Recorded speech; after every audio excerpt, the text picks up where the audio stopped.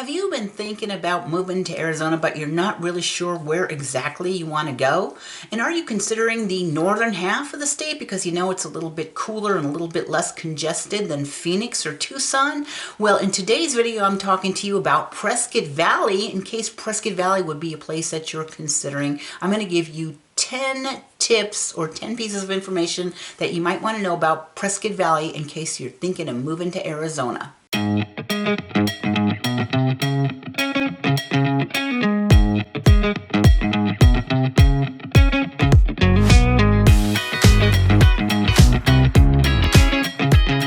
My name is Dawn Dickinson. The channel is Living in Northern Arizona. I am a realtor in Northern Arizona. I sell real estate primarily in Sedona, Verde Valley, but also Prescott Valley, Flagstaff, and Phoenix. So if you ever have a question about buying or selling real estate in the state of Arizona, do reach out to me. I always put my email address and my phone number in the description below. So if you call me or email me, I will get back to you as soon as I can. The very first thing you might want to know about Prescott Valley is what is the population? Well, right now there are about 48,000 residents, and Prescott Valley has grown pretty rapidly in population in the last 20 years. So I don't want to give you an exact number because as of the 2020 census, it was just over 46,000. So it depends on when you see this video, but right now it's about 49,000 residents with a median age of the residents at 47. Now, the second thing you might want to know about schools, if you have young children, I looked this up. I have two sources where I look up data on the small towns. I do have subscriptions to these services, but I'm going to put a link to them anyhow in the description below in case you want to go to them. One is niche.com. I think anybody could look at that. And the other one is bestplaces.com. Niche.com gives Prescott Valley schools a B grade, which is actually quite good because a lot of the times I'm looking up schools and they have a C grade. So a B grade is actually quite good for the school, but you could go specifically to those websites and maybe get narrow it down to a specific school if you are interested in looking at that. The third thing you should be concerned about is the cost of living in Prescott Valley. Now, bestplaces.com has a cost of living index of 114, which is 14% higher than the national average. So the national average being 100. But when it compared that to Prescott itself, the cost of living in Prescott Valley is actually about 21% lower than neighboring Prescott.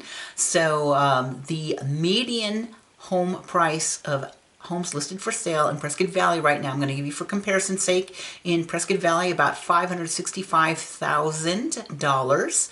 But if you compare that to Prescott, neighboring Prescott, their median list price is $850,000. So if you're also looking to rent in Prescott, Prescott Valley, median rent is about $2,225 a month rent, whereas in Prescott itself, $2,500 for median rent. So the average cost of living, or the median cost of living, a little bit lower in Prescott Valley than it is in Prescott, about 20% lower. Still, though, low compared to some of the other towns like where I live in Sedona or possibly Flagstaff, lower than that, and definitely lower than Prescott, but possibly higher than some other places that you might see like in Phoenix.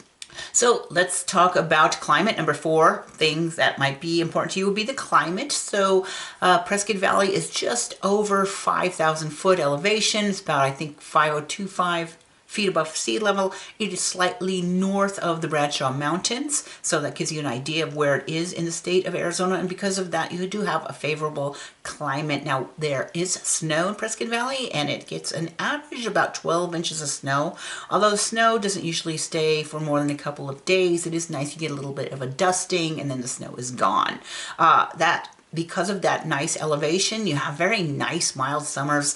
The average high in July is about 90 degrees, and the average low in the month of January is about 28 degrees. So favorable climate. Now, if you are worried about altitude, that could be an issue. Again, not as high in altitude as, say, Flagstaff, Arizona. So Flagstaff gets much more snow and is much colder, but yet it is still cooler than where I'm living in Sedona and in Verde Valley. So that's just something to know about the climate. Very favorable climate.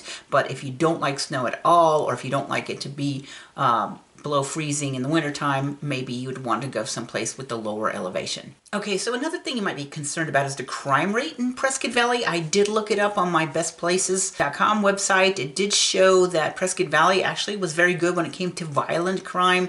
It gives scores. It's hard for me to keep track of the scores, but I'm just going to give you these scores relative to each other. It gave the violent crime score in Prescott Valley at 11.5, which is actually quite low because the national average for the United States is 22.7. So about half the crime rate on violent crime than the United States. But when you look at property crime, it was actually very close than the United States property crime score. It gave 33.8, and the national average for property crime is 35.4. So about the same on property crime, but way less on violent crime than the national average.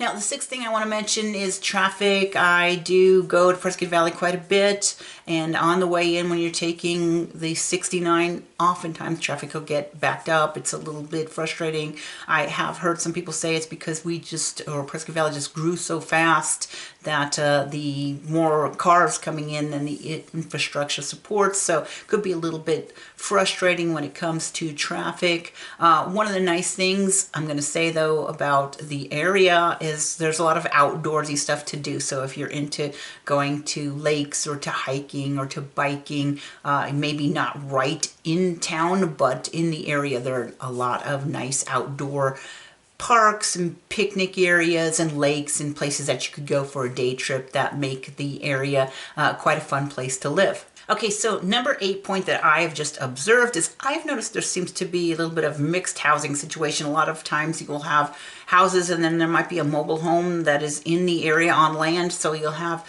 single family house, mobile home, single family house, kind of mixed in some of the areas. And another thing I've noticed is sometimes you'll see house, and there's a business, or maybe a house that's running a business that has a sign outside, and then a business and a house. So a little bit more mixed zoning than I do see here and where I live in Sedona or Cottonwood. But again, it's not all over the place, but I have noticed that in some neighborhoods. Now, I have seen a lot of neighborhoods in Prescott Valley that are kind of nice because you could have a mobile home on its own piece of land. And so this is an affordable housing option that you don't see all over the place because of the zoning. So if you could get a nice, newer built manufactured home and it has its own land, that can give you a very nice option to live that won't break the bank.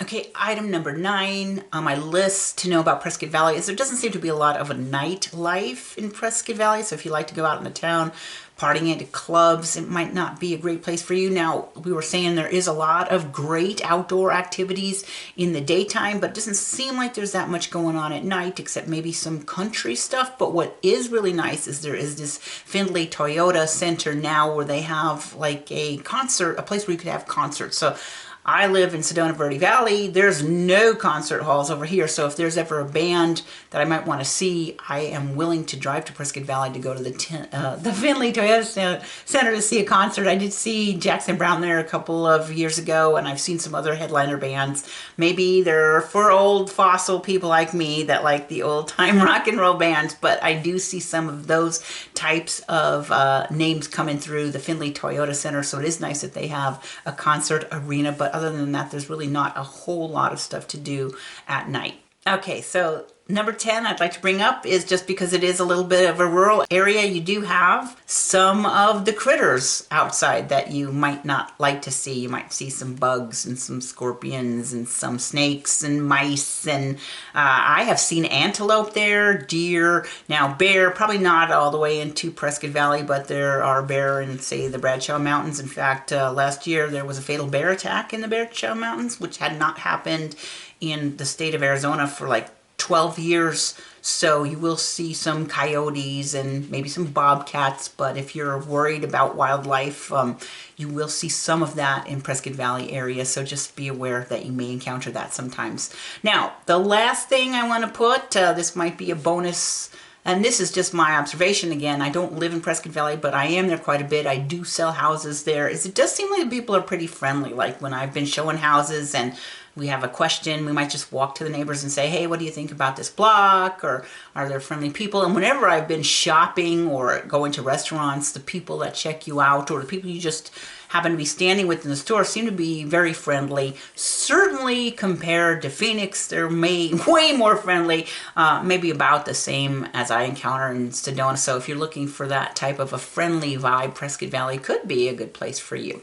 So that's it. Those are the 10 things that I know about Prescott Valley that I wanted to share with you, in case you are thinking of moving to Arizona. Now, my name is Dawn Dickinson, and I am a real estate in northern Arizona. I sell primarily in Sedona and the Verde Valley towns, but I also sell in Prescott Valley and sometimes in Flagstaff, sometimes in Phoenix. So if you ever have a question about buying or selling a home in northern Arizona, do give me a phone call, a text, or an email. I always put my contact information in the description below, so if you give me a call, I will get back to you, or if you send me an email, I will respond. So I hope you enjoyed the video. The channel is Living in Northern Arizona. I post videos about all the northern Arizona towns, so if you like the information, please do me a favor and hit the thumbs up button and subscribe, because I post videos just like this every single week, and I hope to see you back here on the channel next week.